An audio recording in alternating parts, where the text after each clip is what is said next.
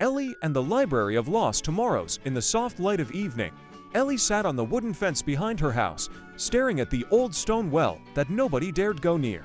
It had been there for as long as anyone could remember, covered in moss, forgotten by time. But tonight, something shimmered.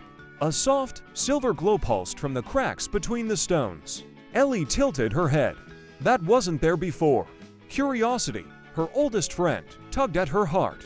She slipped down from the fence, brushed off her boots, and crept closer. As she leaned over the well, a swirl of stardust rose from the darkness, spinning in a silent spiral toward the sky. Then, without warning, the light twisted into a doorway, floating midair. It pulsed like a heartbeat. Ellie hesitated for just a breath, then stepped forward. With a whoosh, the world around her vanished.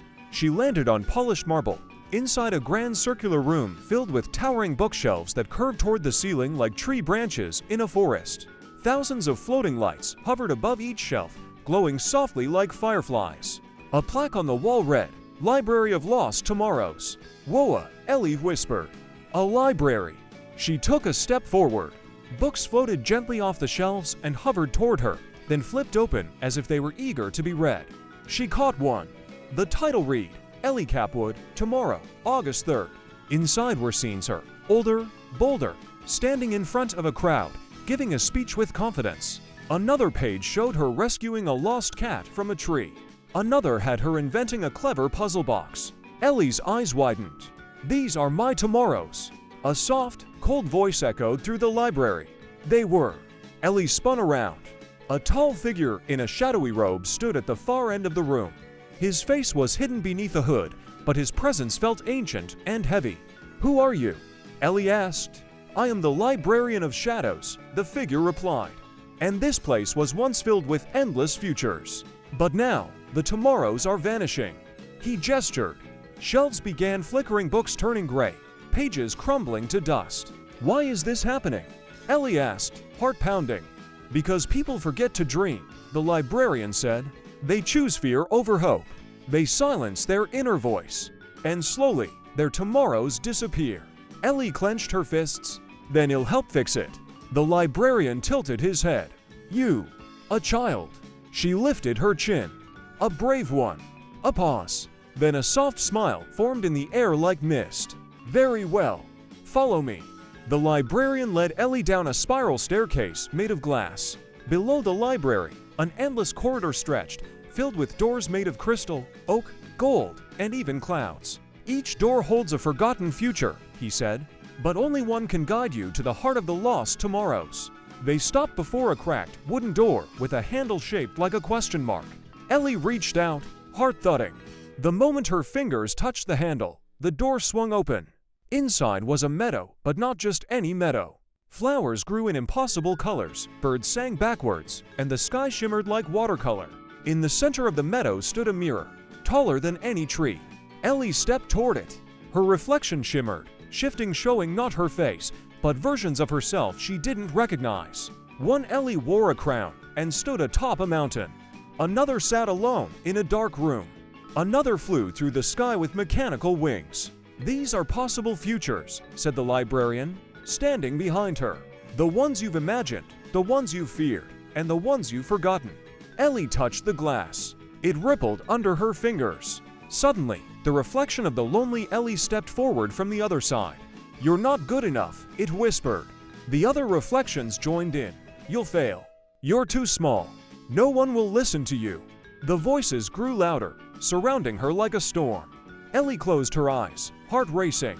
But then from deep inside, her voice whispered, "You are brave." It was quiet, but strong. "You are kind." The storm paused. "You are still writing your story." The voices faded, one by one. When she opened her eyes, the mirror glowed. The shadows were gone. She turned to the librarian. He was watching silently, nodding. "You faced your forgotten fears," he said. "Few ever do." Ellie looked down at her hands. "What now?" The librarian pointed toward the far end of the meadow. There stood another door, silver, shimmering, humming with light. "Your final step," he said. "The archive of all futures." Ellie ran toward it. As she reached the door, a key appeared in her palm, formed from light, shaped like a star. She unlocked it. The silver door creaked open, revealing a vast, starlit chamber. The sky above shimmered with constellations that moved and changed shape like living maps. Below, books floated in slow circles over pools of glowing ink. Ellie stepped inside. "This is the archive of all futures," said a voice not the librarian's, but softer, warmer. A woman emerged from the shadows, dressed in robes woven from moonlight and stories. "I am the keeper of possibility," she said, her eyes full of galaxies. "You've come far, Ellie." Ellie looked around in awe. "Is this where everyone's tomorrows live?" The keeper nodded. "Yes, and they are in danger. The ink that writes the future is drying. People have stopped imagining, stopped believing they can change their path." She handed Ellie a blank book. "Write," the keeper said. "Write what could be. Not what's expected. Not what others demand. What you truly believe in." Ellie stared at the empty pages. At first, her hand trembled. But then, slowly, she began. She wrote of kindness that moved mountains, of courage that bloomed in the smallest hearts, of friendships that healed wounds, of a world where people really listened. And as she wrote, ink flowed from her fingers like light. The stars above pulsed brighter. One by one, other books in the archive began to refill themselves. Titles reappeared. Pages turned. Futures reignited. The keeper smiled. "You've reminded the world how to dream." Then she placed a finger on Ellie's forehead. "In every heart, there is a library. Yours is just beginning to open." In a burst of stardust, the chamber faded. Ellie awoke beside the old well, a soft morning breeze brushing her cheeks. Birds chirped in the trees. The mossy stones were just stones again. The portal was gone.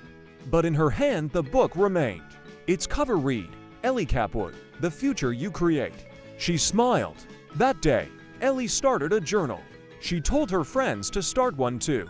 She asked them what they dreamed about, what they feared, and what kind of world they wanted to build. And slowly, tomorrow began to grow again. Ellie the brave, dreamer of futures, guardian of stories, and keeper of light.